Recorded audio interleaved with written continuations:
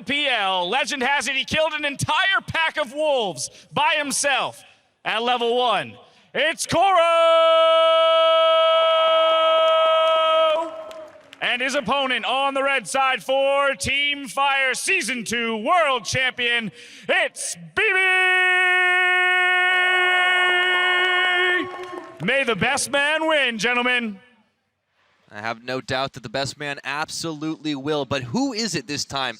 You look at the, on paper, you've got Season 2 champion Bebe, and he's in his role, he's in his element here. If we see more AD carry stuff, which we undoubtedly will. But Koro, despite being somebody who was a very, I would say passive-natured earlier on in his career, he's definitely developed into much more of an aggressive player. Oh, for sure. And I'm interested now to see how both of these can do it when you strip away everything. You strip away the team. Well, and Koro was just such a team player, too. Like, yeah. It was all about creating space, allowing, Clearlip to get in there and do a lot of damage. When Name was on EDG, that was kind of his big priority as well. But again, he's been playing a lot of much more aggressive solo 1v1 kind of champions as well. And, if Lulu gets left open, I mean, I'm a little bit afraid for Bebe.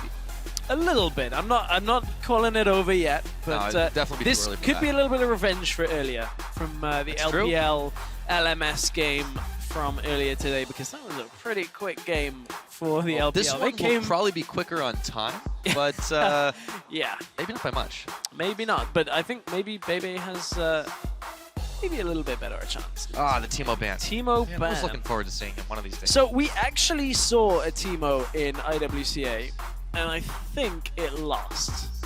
Off the top of my head, I think it lost. Trying to remember exactly. We'll go because, back to it. Like, the blind didn't do enough on its own, and the poison damage just sucks early game. Well, you know what doesn't suck early game? Brand. Right, but it's not in this game. Yes. Unfortunately, Pyra, I want to see more Brand. Give me more Brand. Hold on. Oh, is this? Look at that smile. Look at the smile. They know what's happening.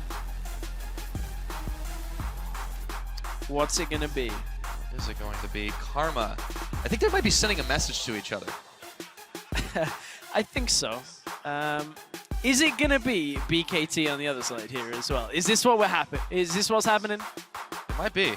Is it gonna be TSM? All right. Ban Mordekaiser. No, Lucian. Oh, so close. So close. Still though, Kindred's up. Lulu's up. Okay, so I'm being told. Who's Urgot? By the way. That, so for the record, the players are speaking to each other every single game. Just clarify that right now. And I'm being told that they're actually helping each other pick their champions. So I don't know whether they just didn't look at the other 1v1s or whether they're like, let's just play what you... It's like pick your poison. Pretty much. But we've got our first Tristana of this 1v1. Don't like it. It does take a little while to ramp up. However, that explosive charge damage does get a little deceptive. It does. If you can land the 4 autos and then get the jump. And if Koro ends up locking in the Urgot, fairly short range. I feel like it's actually a pretty good matchup just because it's not good to trade all in against Tristana as Urgot. And it's going to be locked. It's, Urgot fairly short range does allow Trist to get multiple hits on the explosive charge. I mean, also, if Koro ever goes away from his tower and recalls, you basically get half the tower's health. Yeah, well, like instantly.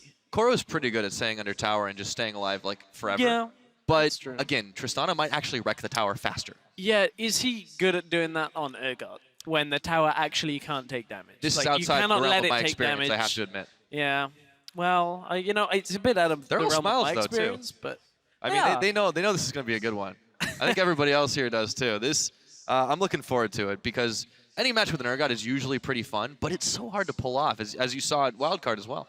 Yes, yeah. I mean, we actually saw an Urgot mirror matchup. Yeah, that was the first one. Yeah, it was pretty silly. I'm not going to lie. Yeah. Oh, he's even using the dude Tristana skin. It's my favorite.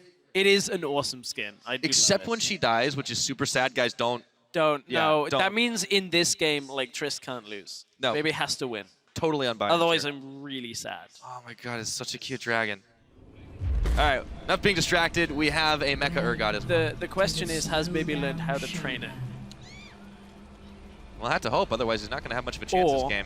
Is it going to end up that Bebe gets 8? Could be. Starting off, doesn't land the Acid Hunter, but he throws down the early ward there. It starts off with the Corrupting Potion too, worth noting. won't have as much early damage. And Bebe just starts the spam off nice and heavy. Seems like he has trained it, just to spam it. Yes. That's a pretty quick dragon. Like, that's a pretty funny animation, I'm not gonna lie.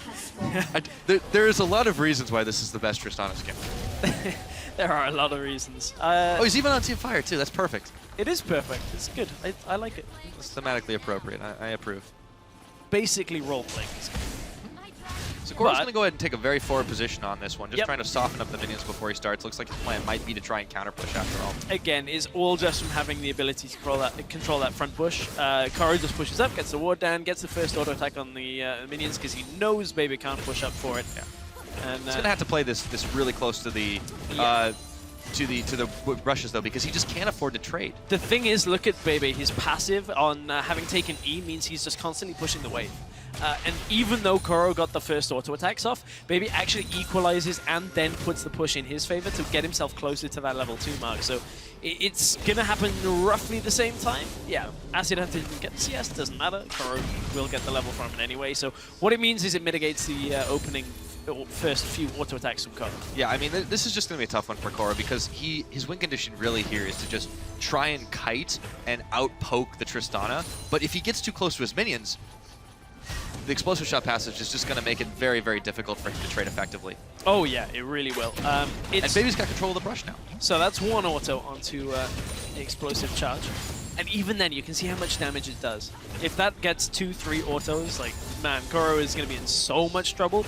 Again, it's a medium range AD carry into I guess, similarly ranged to start the game, but Trist is more level she gets, just going to get that extra range. It's going to outrange Urgot. However, Urgot does manage to pick up health pack. And again, you can see the difference between the players that are prepared and the players that aren't too sure on the 1v1 map, just on when the relic spawns, just on when you can force people back. Tends to be the AD carries too. Go figure on that one. Bebe is going to be able to dodge away from the Noxian Corrosive Charge. Koro just hasn't been able to land too much damage here. He's holding strong, and he's only down about 3 CS, but Bebe just seems way more comfortable here. Yeah, he does. It's looking like a pretty solid start here. Koro does read the turret damage under tower there. That is actually such a significant factor for a lot of these AD carries. Oh, there we go. Manages to land the combo, but unfortunately it's just in time. That no, is a little bit Oh, more. gets Another it. shot. Actually, that's the combo he's looking for. And now he can continue to zone. However, don't get too close. Careful, careful. The explosive charge hurts more than you think.